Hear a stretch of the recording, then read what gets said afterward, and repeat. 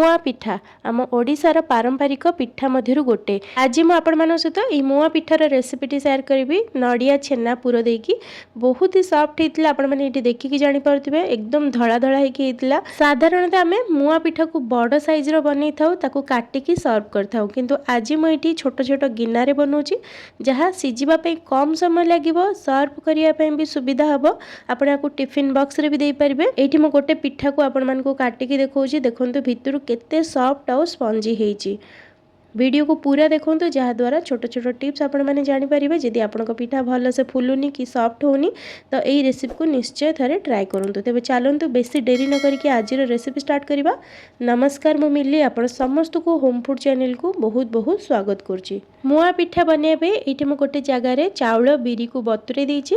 ये मुझे 2 कप अरुआ चाउल रे 1 कप बिरी नहीं। आप जो जगार चाउल मापिकी नौ से जगार बिरी को मापिकी ने जी चाउल ने तार अधा बिरी ने जहाद्वारा आपंक पिठाटी पूरा सॉफ्ट और स्पंजी हम। चाउल बिरी को ये 7-8 घंटा पानी रे बतुरी देती। आपको भल भाव में सफा पानी आसवा जाए धोइबा। तो ये मुझे धोईकी नहीं आसिली। एवं चलता चिकन करके बाटिदेवा। बाटिला बेले एक सहित अधिका पानी देवेनि अल्प अल्प पानी देकी बाटिबे कारण आर बेटर आमको बेसी पतला करिवार नहीं टिके थिक रखिबार अछि बा मोटा रखिबार अछि। तो ये देखो चिकन करके मु बाटी देछि। ताकू आमे गोटे जगह को बाहर कर देबा। सबु बिरी चाउल को बाटी सारला परे ए जो बेटर आमे तैयारी कले आकु आमे 5 रु 10 मिनिट पे गोटे डायरेक्शन रे फेंटिबा। जेते भल भाव रे फेंटिबे पिठाटी आपनक सेते हल्का और भितरु सेते जाली आसीबो। तो ये देखो भल से फेंटी सारला परे भी आपण देखिबे जो बेटर रो कंसिस्टेंसी और तार जो कलर टा टिके लाइट हो जिवो और टिके व्हाइट टाइप रो हो जिवो। ये देखो पाखा पाखी 10 मिनिट माकू फेंटी सारलेनी। आकु कवर करिकी गोटे राती पे बा 7 रु 8 घंटा फुलिबाकू बा फर्मेंट हबाकू छाड़ देबा। ता भितरे म आपण मानकू स्टफिंग तैयारी करके देखौची। स्टफिंग पे एठी गैस ऊपर गोटे पैन बसै देली। सेतिरे मो गोटे कप पाखा पाखी गुड़ नेची। ता सहित गोटे कप कोरा नड़िया और गोटे कप एठी छेना नेची। एटा घर तैयारी छेना नेची। आपण चाहिले दही छेना नै परिबे बट बिना छेना रे भी केवल नड़िया गुड़ रे भी बनै परिबे। ए नड़िया छेना गुड़र क्वांटिटी आपण निज हिसाब रे निज टेस्ट हिसाब रे टिके कम बेसी करि परिबे। तो एठी सबको देकी आमे मीडियम फ्लेम रे भाजिबा। जेबे जाय छेना नड़िया रे थिबा पानी अंश पूरा पूरी सुखी जायनी। जेहेतु आमे एठी स्टीम पिठा बा सीजा पिठा बनौचे पुरटा जिते आपंक सुखिला रहइबो सेते भल आपंक पिठा हबो। जदि पुर रे पानी अंश रहि जिवो सिजेला बेले कोन हुए ना पुर गुरा पूरा बाहरी आसे पिठौरु तो बेसी भल लागेनी खाइबा पई देखिया पई भी भल लागिन थाए। जदि सीजा पिठा आपण बनौचनी ताले पुर को टिके सुखिला करके भाजिबे। तो एठी पुर हे गेला बेले को लास्ट रे मु टिके गुजराती गुंड दोची। तापरे गैस को बंद करके ठंडा हबा पई छाड़ देबा। तापरे एठी देखंतु पाखा पाखी 8 घंटा हे गेलानी बेटर रेस्ट करिवार बहुत बढ़िया भाव फुली जाइए। ये मुझे आपण मानक पाखुर देखौची देखंतु भीतर देखि पारथिबे पूरा जाली जाली हो जाइए पूरा फेणैला टाइप रो होइछि देखंतु। एमिति हेइतले जानिबे कि आपनक बेटर बहुत बढ़िया से फुलीछि आ पिठा भी पूरा सॉफ्ट और जालीदार हबो। जदि आपनक बेटर फुली नथिबो त आपण आ किछि समय रखि परिबे नचेत आपण इनो किंबा सोडा देकी बेटर को फुलै परिबे। तो लास्ट रे एठी मु स्वाद हिसाब रे लूण दोछि आ अल्प टिके एठी देखंतु गोटे छोट चमच पाखा पाखी घिओ दोछि। घिओ जदि आपण बेटर रे दउचंती पिठाटी बहुत समय जाए नरम रहिबो सॉफ्ट रहिबो माने ठंडा हे गेला परे भी सॉफ्ट रहिबो आ गोटे बढ़िया बास्ना भी आसीबो पिठारे।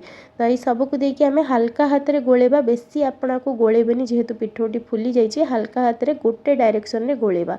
ताको एबे साइड रे रखदबा। तो पिठा सिजेबा पे एठी देखंतु मो गोटे साइज रो 4टा गिना नेछि। गिना रे मो एठी बटर को मेल्ट करके लगौछि। आपण घिओ भी लगे पारिबे बा रिफाइन तेल भी लगे पारिबे। तो भल भाव रे 4टा गिना रे मो एठी बटर को लगे देली। एबे इथरे बेटर को दबा। बेटर आमे आधा जाय दबा आधा रु टिके कम माने मो एठी 2 बड़ चमच दोछि देखि पारथिबे।